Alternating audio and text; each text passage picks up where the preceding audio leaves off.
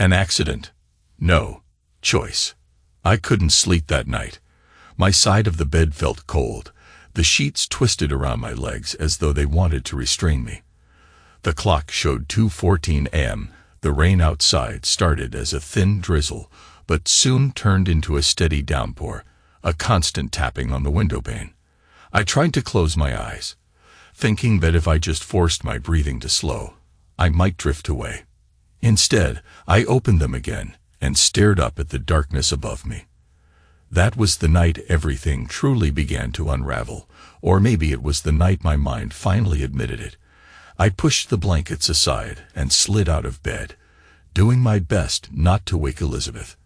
She shifted slightly, hugging her pillow closer, but she didn't stir enough to notice me standing there. Her hair, splayed over the pillow, held my gaze longer than I expected. Once, seeing her like this, peaceful, relaxed, would have made my chest tighten with love or even pride. Now, a hot knot of bitterness coiled behind my sternum. I padded across the room and reached for the closet door. Stepping inside felt strangely appropriate. The small overhead bowl cast a dim glow onto half-folded shirts and spare bedding. And on the far wall, in black marker, there were lines, countless lines, each written so hastily they slanted upward at an angle. My secret diary, the place where I left the words I never spoke aloud. In that cramped space, I found my breath come quicker. I stared at the scattered sentences, half-thoughts, accusations, confessions of heartbreak. Each day, a new line. Each day, a new thread of anger or sorrow. But I didn't write anything now. Instead, I thought about her phone, about the note I stumbled upon just a week before, how to tell my husband I'm leaving. It was so terse, like a shopping list. No punctuation, no date, no explanation. That was all it took for my entire sense of reality to tilt. I remember feeling my mouth go dry, my fingertips going numb as I stood there in the living room, holding her phone, reading that single line over and over. I should have confronted her immediately. That's what any normal man would do, right?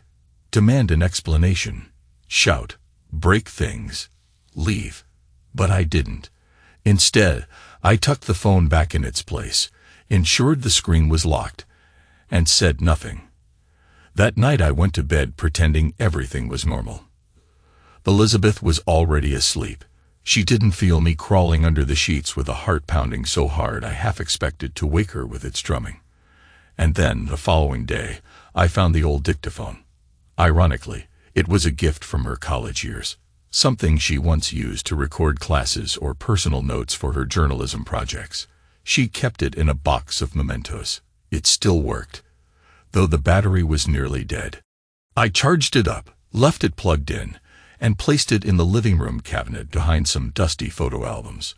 If she ever asked why it was charging, I intended to say I was just decluttering and found old tech to sort through. The next morning, she was out to run errands. I pressed play on the recording function and gently closed the cabinet door. It was so discreet, you wouldn't notice it unless you specifically looked. Her phone call happened that afternoon.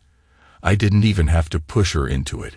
She came home, sat in the living room, and dialed.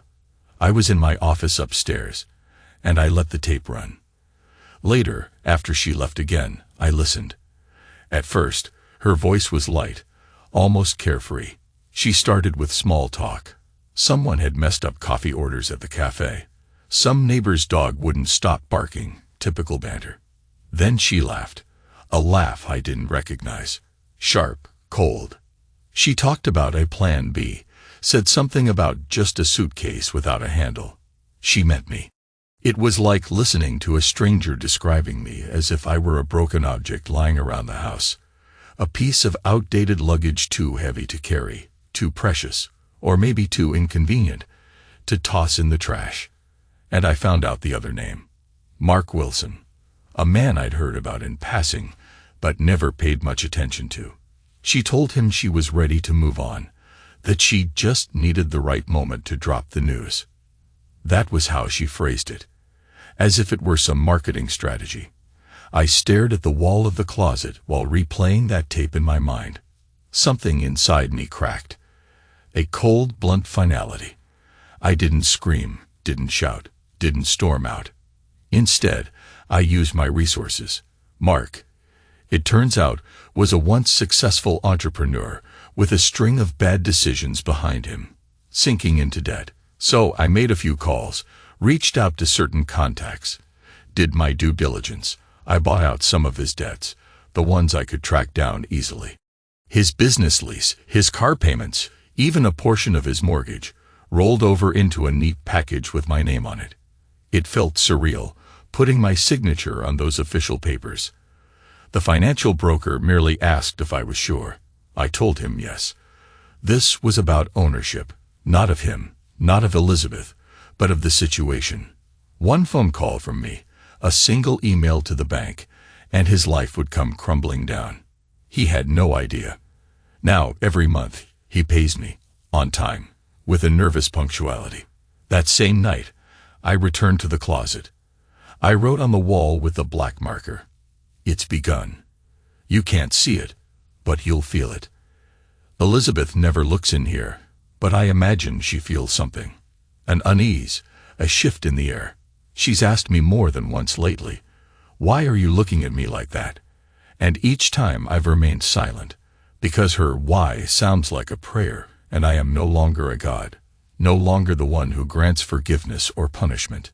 The rain intensified, hammering against the window. It reminded me of a distant memory, one of those nights in Cleveland where I grew up, a place of cold winds and raw sunsets. That was when my father taught me to fish, taught me that a man stands firm even in the harshest storm. My father never said a man cannot cry, but he gave me that stoic example, push it down, press on. And so I did. As I stepped back into the bedroom, Elizabeth turned, half opening her eyes. "John," she murmured. "I'm just getting some water." I lied. My voice felt flat, unremarkable. She nodded, too tired to press further. Moments later, I heard her gentle breathing settle again, and I realized how far apart we'd grown. Once she would have sat up, asked me if everything was all right, maybe teased me for pacing at night. But now we both existed like strangers sharing the same bed. I went downstairs to the kitchen, turned on the dim overhead light, and watched the raindrops slide down the window. There was a sense that if I blinked, everything might vanish, and I would wake up to find that note on her phone was just a weird dream.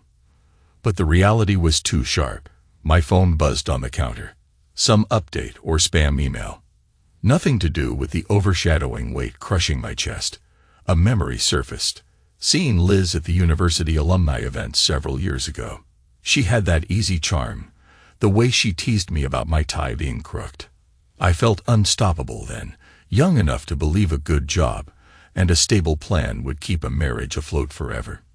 Now, the very ground beneath me was split open, exposing a chasm of betrayal, and I stood at its edge, uncertain if I wanted to cross it or jump in. But I had a plan. I forced a calm breath. I'd keep it hidden. I'd gather more evidence. Why? I wasn't sure. Perhaps to preserve my sanity, or perhaps to feed my anger. Some men lash out physically, but I planned my revenge differently. I'd already started, taking hold of Mark's finances. Next, I wanted to see how far Elizabeth was willing to go. The next day, she was cheerful. Oddly so. Dressed in a crisp blue blouse and a knee-length black skirt, she looked every bit the professional. When she turned to me at breakfast, just cereal and coffee, her smile was bright. "John, we have that dinner on Saturday at my mom's place." She reminded me, her tone forcibly casual. "Don't forget, okay?" I nodded, swirling my coffee, studying the swirling foam as if it might show me some hidden truth. "I won't," I said simply. She eyed me. "You've been quiet lately." "I've had a lot on my mind. Work stuff," I answered. She paused, then reached across the table to rest her hand on mine. For a moment, I felt an absurd tug of hope, like maybe she regretted everything and wanted to come clean. But her eyes wavered, and I knew it was a performance. It occurred to me that dinner at her mother's might be the perfect stage. Elizabeth's extended family would be there. Her aunt, her cousin, maybe a few neighbors. She liked public scenes. Not obviously, but she thrived on that sense of being in the spotlight. Perhaps she intended to keep up appearances, or maybe she planned to drop some subtle hint about our new direction in front of them. I decided I'd put on my best act too. Before the dinner, though, I stumbled onto more than I'd bargained for. She had gone shopping, leaving me to rummage around the house alone. In the living room, the old dictaphone was in the cabinet, still hidden. I retrieved it, rewound, and found fresh recordings. I clicked play and heard rustling. Fabric, or maybe her moving around the living room. Then a sigh. Her voice came, low and breathy. God, Mark, I can't stand it anymore. I feel like I'm suffocating here, she said. He's so distant. And I can't find the right words. Yes, I know, you keep saying I should just leave, but you don't understand how complicated it is. My mother, my aunt, they all adore John. They'll think I'm crazy for walking away. I need more time, okay? I stood there, the world turning slower. That thread of anger coiled deeper. My hand shook slightly as I gripped the device. More time.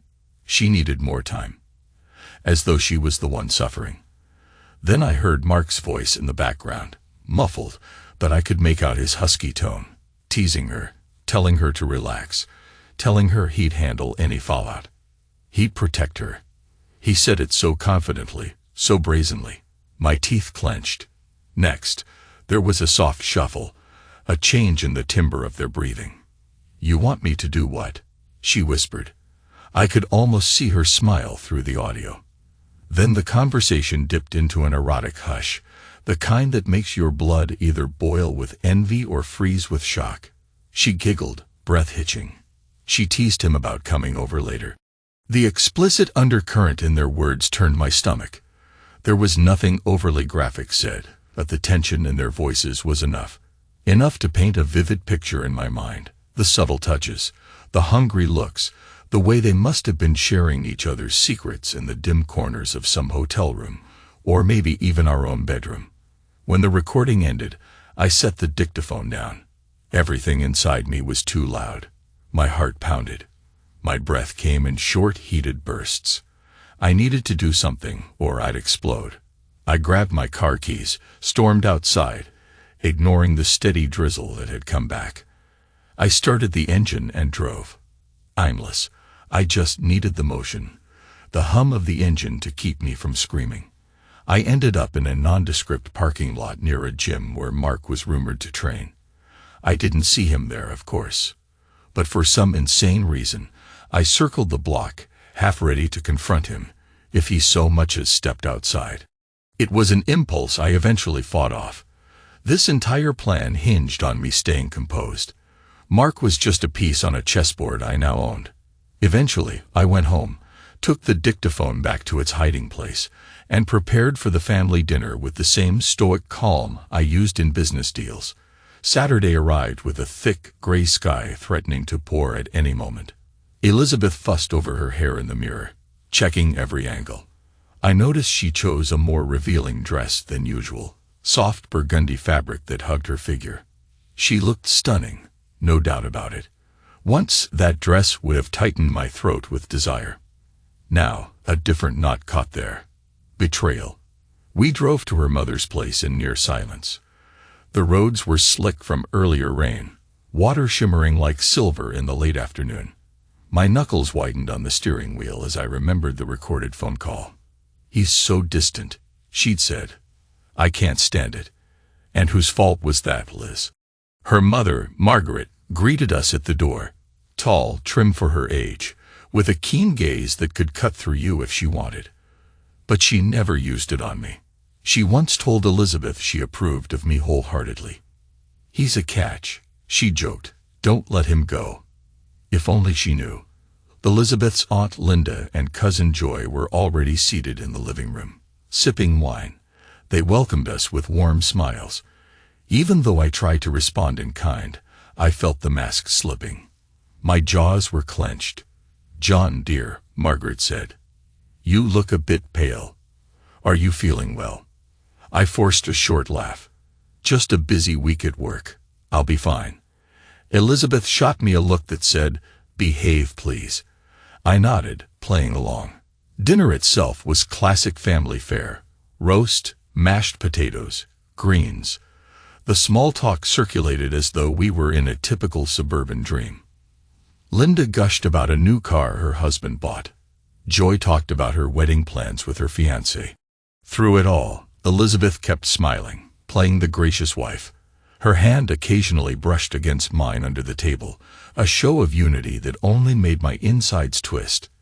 At some point, Mark became the subject of conversation, but not by name. Joy mentioned a marketing project she was involved in, and Margaret nodded, saying, "Oh, that reminds me of that friend of Elizabeth's, someone with a marketing background. What was his name?" Elizabeth's face froze for a split second. I caught it. Nobody else seemed to. Then she cleared her throat. "Mark Wilson," she said casually. "An acquaintance from some networking events." Margaret nodded. "Right, Mark. I only met him once, I think. Pleasant man. Very charming." My jaw clenched. Charming, sure. I could feel Elizabeth's eyes flick to me, searching for a reaction. I said nothing, just took a sip of water. A heavy silence followed. Aunt Linda tried to break the tension.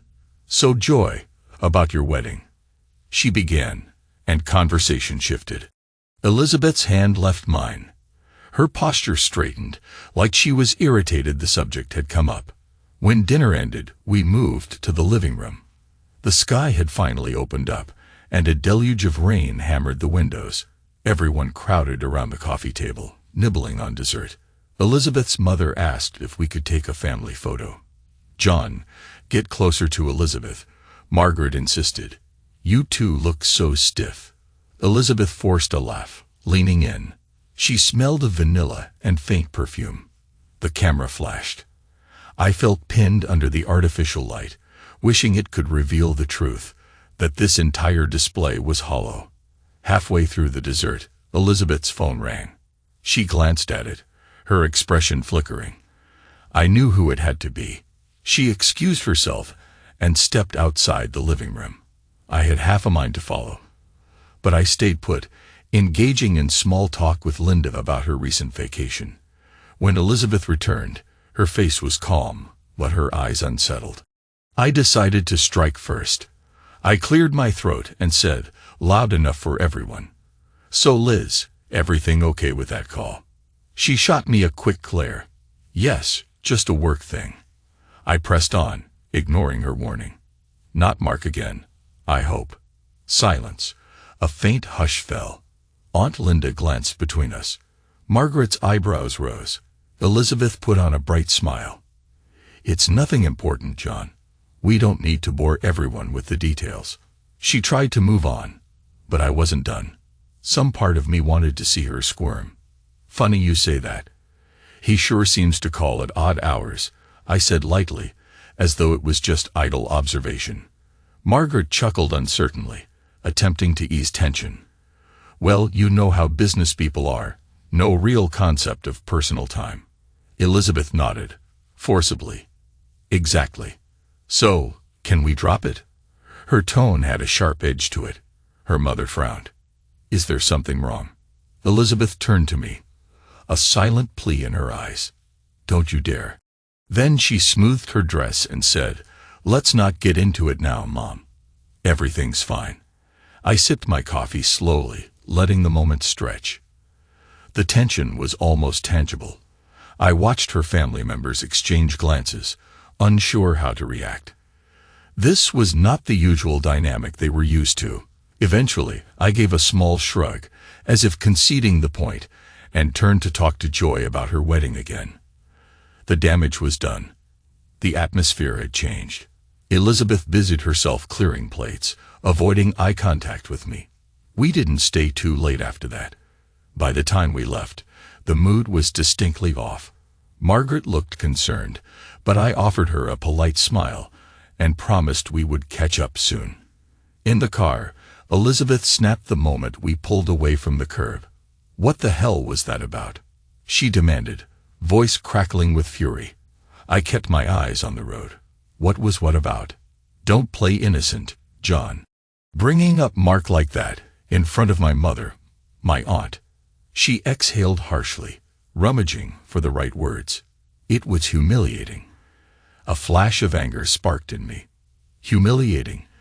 That's interesting, Liz. I'd have thought you'd be used to saying his name out loud by now. She stared at me, her mouth slightly open, but no words came. She gripped the seatbelt across her chest, like it was the only thing anchoring her.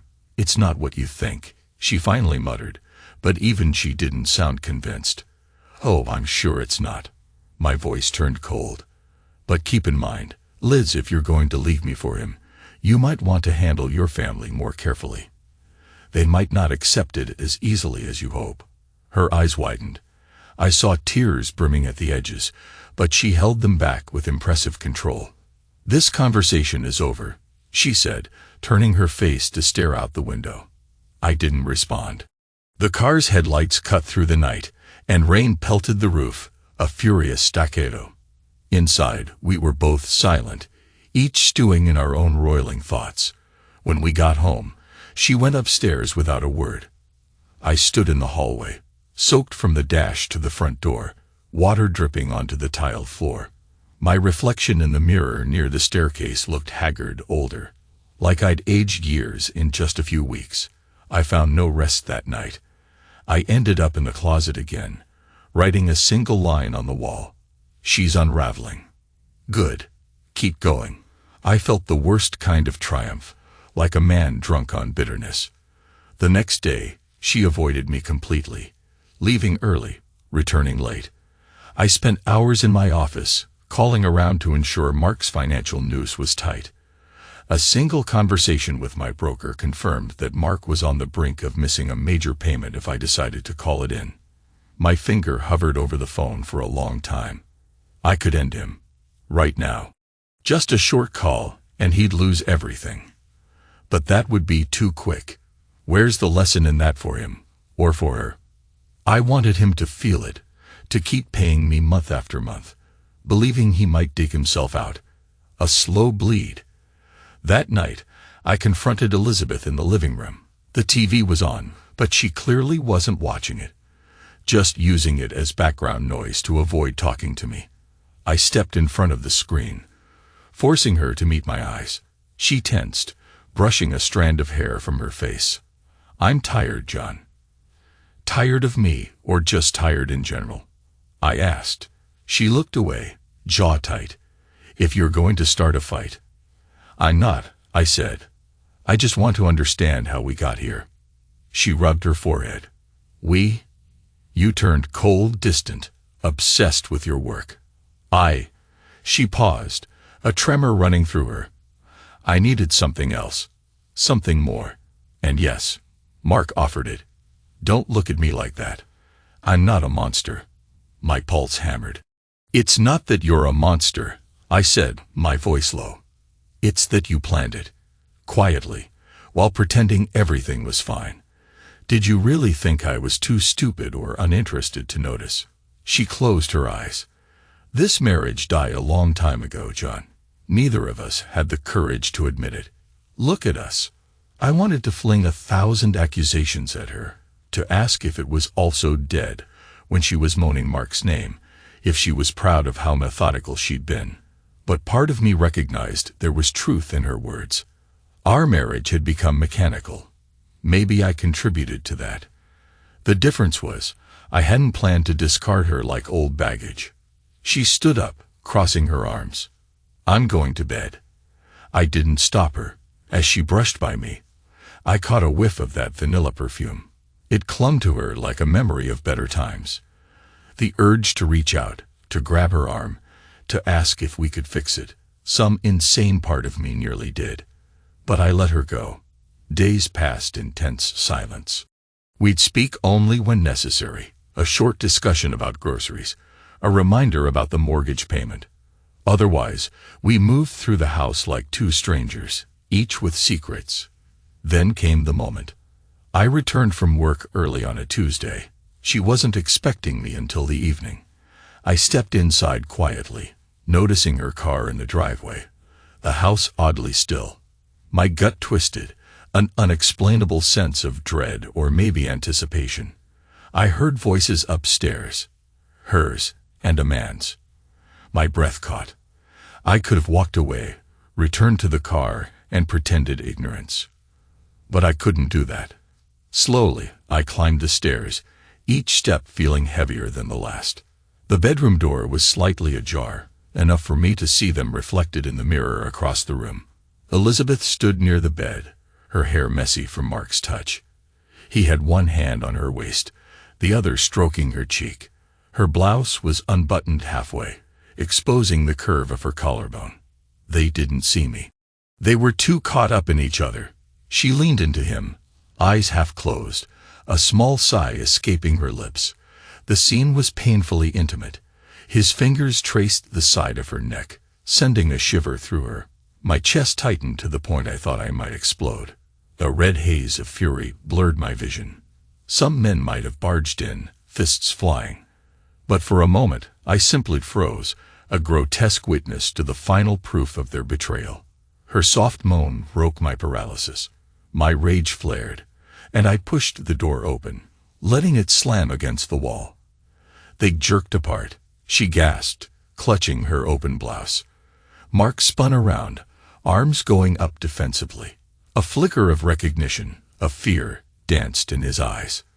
"John," Elizabeth said, her voice trembling. I just stared, my breath coming in ragged bursts. Mark swallowed hard. "Look, man, don't," I hissed. "Don't say a damned word." He shut his mouth, stepping back from Elizabeth. A flash of shame or guilt flickered on her face, but I couldn't tell if it was for the act itself or just for being caught. For a brutal instant, none of us spoke. The air seemed to vibrate with the tension. Finally, Elizabeth tried to calm me. "John, it's not. Save it," I snapped. My gaze burned into Mark. "Get out." Elizabeth turned to him, silently urging him to comply. He grabbed his coat from a chair near the bed, eyes darting between us. Then he moved toward the door. I stepped aside just enough for him to pass. I could practically taste his fear. Downstairs, I heard the front door slam shut. We were alone. Elizabeth stood there, arms folded across her chest, trying to regain composure. Her blouse was still open, revealing a black bra. She noticed and hastily buttoned up, color flushing her cheeks. The sound of rain started again outside. I felt the chill, goosebumps prickling my arms. She opened her mouth to speak, but I cut her off. "This is your plan B, right?" My voice shook with cold fury. She hesitated, tears forming at the corners of her eyes, but she blinked them away. "Yes," she said finally, her voice breaking. I wanted out, and it wasn't happening fast enough. Mark." She gestured helplessly. "I didn't plan for you to find out this way." I laughed. A harsh, bitter sound. "No, you planned a quiet exit, so you could slip into his arms without confrontation." She pressed her lips together, arms trembling. "What do you want me to say, John? That I'm sorry? That I regret it?" My jaw tightened. A swirl of conflicting emotions battered me. I wanted to scream at her, to ask if any of it had been real. Instead, all that came out was a vicious whisper. "You're sorry you got caught." She flinched. "And what about you? You've been distant for years. You barely touched me. You buried yourself in your work. Don't act like I'm the only one who destroyed us." My anger flared again, but there was enough truth in her words to sting. "I might have neglected you," I said, voice quivering with pent-up rage, "but I didn't disrespect you. I didn't treat you like a disposable piece of property. I didn't conspire behind your back to see how best to leave." She lowered her head. "We can't fix this, can we?" I let out a breath, my chest heaving. "No, we can't." She nodded slowly, tears slipping down her cheeks. Yet she didn't break down. There was a silent acceptance there, a realization we were past any point of salvage. I turned and walked out, leaving her in the bedroom. I didn't see her for the rest of the day. I locked myself in my office, poured a stiff drink, and stared at spreadsheets on my laptop. Mark's debts, my holdings, the entire twisted arrangement. When the whiskey burned my throat, I felt a grim satisfaction. Night fell, and the house remained quiet. I took that time to phone an associate, verifying the final steps needed to tighten Mark's financial leash. With a single directive, I could trigger multiple calls from different lenders, each demanding immediate payment. The avalanche would bury him. But I had a different plan now. Let him keep paying me. Let him suspect that something's off, that there's a silent puppet master who owns his future. I wanted him to sweat. At midnight, I slid into the closet, took the marker, and wrote, "The final act is near." She asked if we can fix this. I gave her nothing. In the morning, Elizabeth was in the living room, a suitcase by her side. She'd thrown on a light jacket and wore no makeup. Her eyes were red as though she'd spent the night crying. I stopped at the threshold, my pulse quickening. She looked at me with hollow resignation. "I'm leaving," she said. Part of me should have expected this, but hearing the words aloud still felt like a blow to the stomach. I glanced at the suitcase. "So you're going to him?" She exhaled shakily. "I don't know. Maybe I'll get a hotel first. I can't stay here. Every second feels suffocating." I stood there, arms hanging at my sides, unsure if I wanted to stop her or help carry her bag out the door. "And your family? How do you plan to explain?" She shrugged wearily. "I'll figure it out. Or maybe I won't.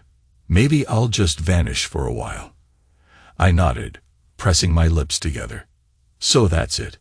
Her jaw tightened as she lifted her chin, tears glistening. "Yes," she whispered. I stepped aside. She brushed past, the faint smell of vanilla trailing behind. At the door, she paused, turning the knob without looking back. Then she was gone. The silence in the house was deafening. I closed my eyes, fought the sting that threatened behind them. A man doesn't cry, I told myself, hearing my father's old voice in my head. Instead, I let the adrenaline surge into anger, fueling me to move forward. I pulled out my phone and dialed Mark.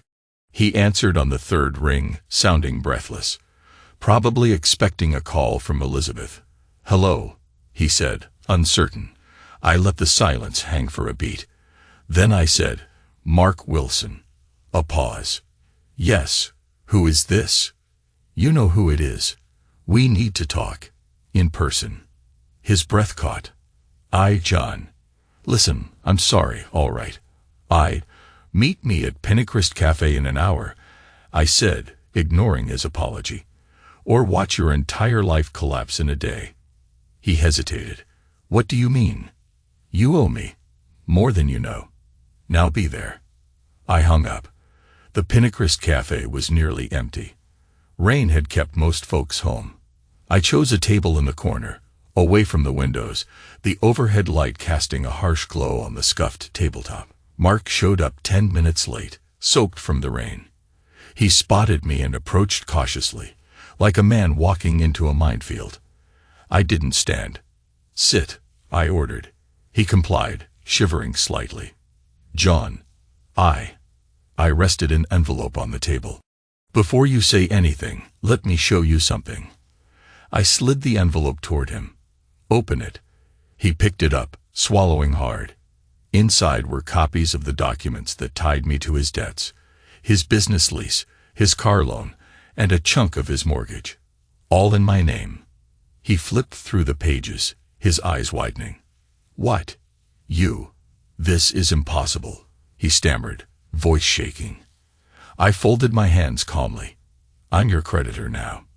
You pay me each month, and if you miss so much as one payment, or if I choose to accelerate your terms, you lose everything." He set the papers down with trembling fingers. "Why? Why would you? Why do you think?" I interrupted, my voice low. "You took my wife, or you tried. Now I own you." He wiped at his brow, looking both furious and terrified. "Look, I get it. You're angry. But Elizabeth, she came to me. I didn't. Don't you dare pin it on her," I snapped. "She's guilty too, but you're the man who stepped in where you shouldn't. Now you'll deal with the consequences." His eyes darted to the exit. The fear was palpable. "What do you want from me?" I leaned forward, letting the tension build. "You're going to keep your head down. You're going to make every payment on time. And you're not going to contact Elizabeth, unless she contacts you first. Because if you do, I'll call in every debt at once. If you run, I'll find you. If you try to file for bankruptcy, I'll bury you in lawsuits." A flicker of anger crossed his face. "You're punishing me, us, because your marriage was broken. Don't you think that's a bit extreme?" I smiled, a cold, humorless grin. "It's just enough, Mark. Because you need to learn there's a cost to betrayal." He sat there, speechless. His hand shook as he ran it through his damp hair. It was the face of a man who just realized he was trapped in a cage, and I held the key. I stood up, leaving the envelope in front of him. "Remember," I said, stepping back. "An hour late on a payment, and your life goes up in flames." Without waiting for his response, I turned and walked out. I drove home through the pounding rain, the wipers working overtime.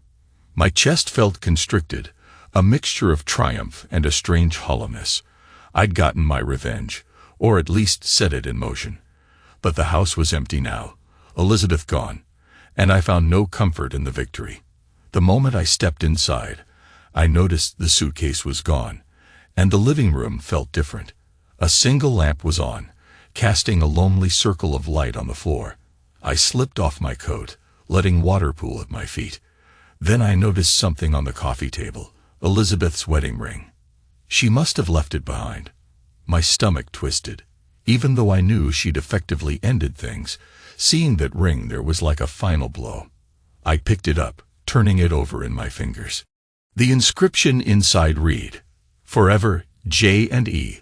The promise we made was now a mocking echo of what once felt eternal. I went upstairs, ignoring the heaviness pressing on my chest, and entered the closet. The walls bore my scribbled lines of anger, heartbreak, regret. I lifted the black marker, intending to write something. My hand hovered over a blank spot, but the words wouldn't come. The ring dug into my palm. My phone buzzed. I pulled it out. A text from Elizabeth. 2 words. "I'm sorry." I stared at the screen, at her name. My heart pounded painfully, reminding me I was still alive and could still feel. For a second, I almost replied, "I'm sorry too, maybe," or "come back." But the memory of her open blouse, Mark's hands on her, that triumphant laughter on the phone, it all surged back in a wave of rage. I locked the phone. My eyes burned, but I refused to let the tears flow. A man doesn't cry. At least, that's what I kept telling myself. Instead, I pressed the ring into a small box on the closet shelf, next to the marker. This was my new ritual, burying every memory of her behind a closed door. The following week was surreal. Friends and colleagues asked polite questions about Elizabeth, about why she hadn't shown up to our usual social gatherings. I gave vague responses. She's busy. She's traveling. Anything to avoid the truth. Inside, I felt like a hollow husk. Mark tried calling me once, presumably to negotiate. I rejected it without hesitation. Let him stew. Let him pay. As for Elizabeth, she called a few times. I let it go to voicemail. She left messages, her voice thick with emotion, talking about how lost she felt, how she wasn't sure if she'd done the right thing. She never mentioned Mark in those voicemails. She didn't even ask me to forgive her. All she asked was for me to listen, to talk to her. I deleted each one. Yet at night, sleep eluded me. I couldn't quell the storms in my head. I'd lie in the dark, hearing every creak in the house, every gust of wind outside. The closet called to me like a confessional, but I'd grown tired of scrawling bitterness on the walls. I found myself rereading the old lines, remembering how each one felt urgent when I'd written it. Now they just felt sad. My entire life was a heartbreak memorial in a cramped space. Then came the day of final confrontation. It started with a text from Mark. "We need to talk. Elizabeth is in trouble." I almost ignored it, but the phrasing, "in trouble," sparked alarm. I texted back a single word, "Where?" He responded with an address for a small motel on the edge of town. My heart hammered. Why would she be in a place like that? I got in the car and drove through the endless drizzle. When I arrived, I found Mark pacing under the motel's awning, looking pale. He approached me as soon as I stepped out of the car. "What's going on?" I asked, keeping my distance. She got fired from her freelance gig," he stammered. "Then her mom found out about us, threatened to cut Elizabeth off if she kept seeing me. I don't think Liz has anywhere else to go. She's been staying in this dump." A jolt of concern hit me despite my anger. "And why the hell do you care?" "Aren't you too?" I gestured, searching for the right words. He shifted uncomfortably. I tried to help. "But you have me pinned financially. I can't do anything. And she's unraveling, John." I narrowed my eyes. "Don't use my first name like we're friends." He swallowed. "Fine. Look, all I'm saying is, I can't watch her self-destruct. Then let her deal with her choices." I snapped, though a part of me felt uneasy. He shook his head, desperation in his eyes. "I'm an ass, I know that. But damn it, I still care about her. She's in there, alone, refusing to come out." I looked at the decrepit motel door he indicated. My chest tightened with conflicting emotions. Rage, pity, heartbreak. "You do it," I said, stepping back. He let out a breath. "She won't talk to me. She told me to leave." I stared at him, hardly believing the twisted irony. Then I turned and walked to the door. I knocked once, twice. No answer. "Liz," I called, my voice surprisingly gentle. "Open the door." Silence. I tried the knob. It was unlocked. I pushed it open cautiously. Inside, the room smelled of stale air and cheap disinfectant. She lay on the bed, staring at the ceiling, her eyes dull. A small duffel bag sat in the corner, half unpacked. When she saw me, she went rigid, then turned her face away. "You don't belong here," she whispered. I stepped closer. "Neither do you." She gave a bitter laugh. "Yeah, well, I guess it's what I deserve, right?" A wave of memories washed over me. Our wedding day, her bright smile, the life we'd built. Now reduced to this musty motel room, tears in her eyes. I forced myself not to waver. "You chose this," I said, though the words felt hollow. She closed her eyes. "I know." And it all blew up in my face. "My mom thinks I'd lost my mind. Mark can't help me, and I." She took a shaky breath. "I have nowhere else to turn." I looked around the room, noticing a crumpled fast food bag, an unopened water bottle on the nightstand. "You're telling me this because..." She shot me a pained look. "Because I have to. Because I have no pride left. I'm asking for help." My anger churned, mixing with a guilt I didn't want to acknowledge. I tried to stay distant, to remember the betrayal. But seeing her so broken stripped away some of my defenses. "That's ironic, isn't it?"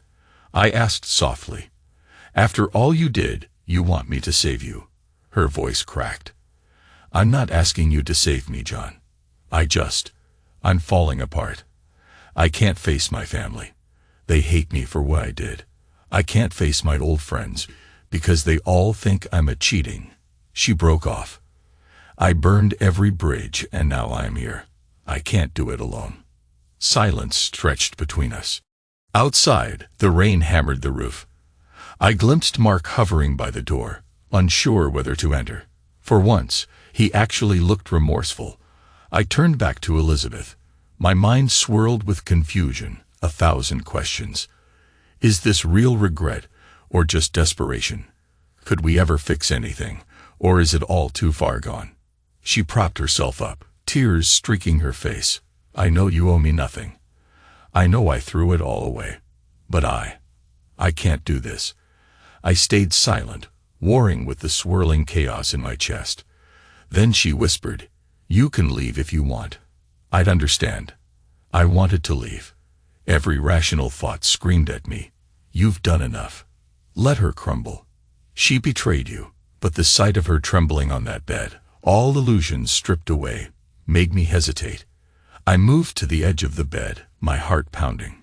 Slowly, I reached out and brushed the hair from her face. She closed her eyes, tears slipping free. "God, John," she choked. "I'm so sorry." Tension coiled inside me. The memory of Mark's hands on her, the note on her phone, the humiliating dinner, all of it battered against this moment. Yet here she was, helpless. "Elizabeth," I said quietly, "no matter what, we shared a life. I can't pretend that means nothing." She broke down, sobbing openly. I felt a deep, twisting ache in my chest. A man shouldn't cry, they say. But a man can feel pain. I let her lean against me, her tears soaking my shoulder. We left the motel an hour later. Mark was gone, presumably realizing his presence was unwelcome. I didn't speak to her on the drive. She leaned against the passenger window, tears still in her eyes. The storm outside had lessened to a drizzle, but inside, the atmosphere was thick with unresolved tension. When we arrived at the house, she stepped inside hesitantly, as though she were entering unfamiliar territory. Her gaze flicked to the closet door, as if she sensed the invisible lines of rage I'd scrawled within. I led her to the living room, where we finally sat across from each other. The rain battered the windows, a relentless reminder of the storms we'd both been through. She took a shaky breath. "I'm not asking you to forgive me, John. I need some place to stay until I figure out my next move. If that's too much, I'll go." I studied her face, so familiar yet changed. There was no triumphant gleam, no sly laughter, just raw regret. "You can stay," I said, my voice rough.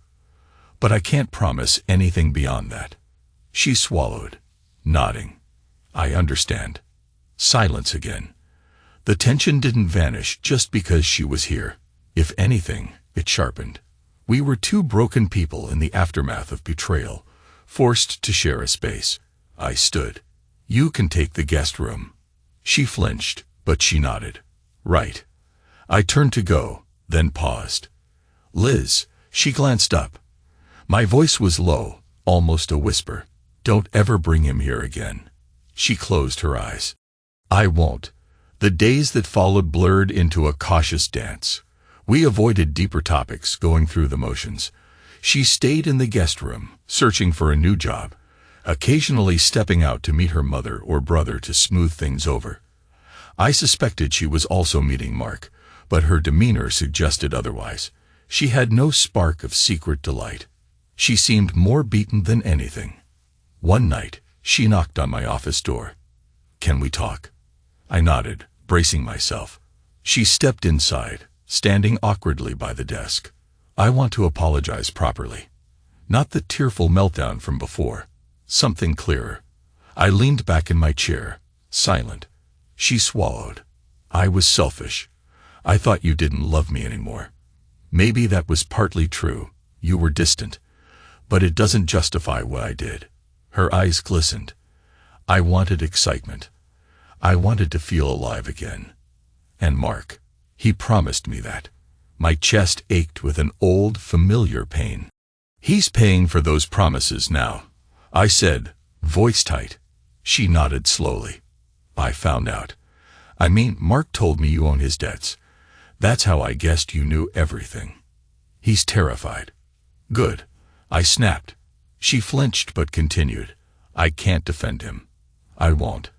But I guess I just wanted you to know that I realize how badly I messed up." I stared at the wall behind her, at a framed certificate from my alma mater. Once upon a time, I had pride. "So now you see the damage," I said quietly. "Are you still planning on leaving?" Her eyes flickered. "I don't know," she murmured.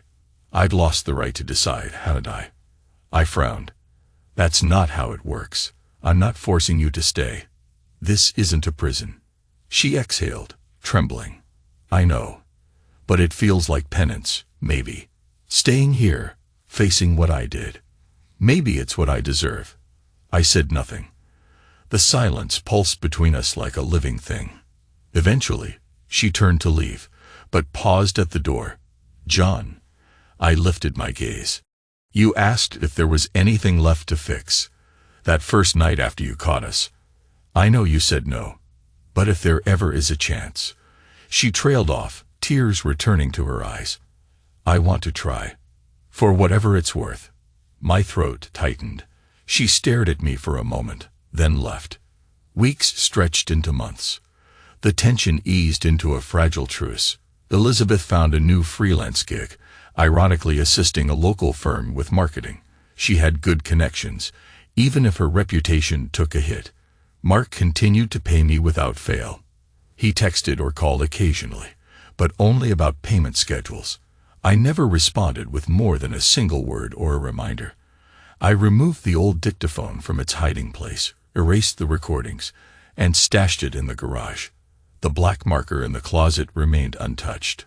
I couldn't bring myself to write any more lines of pain.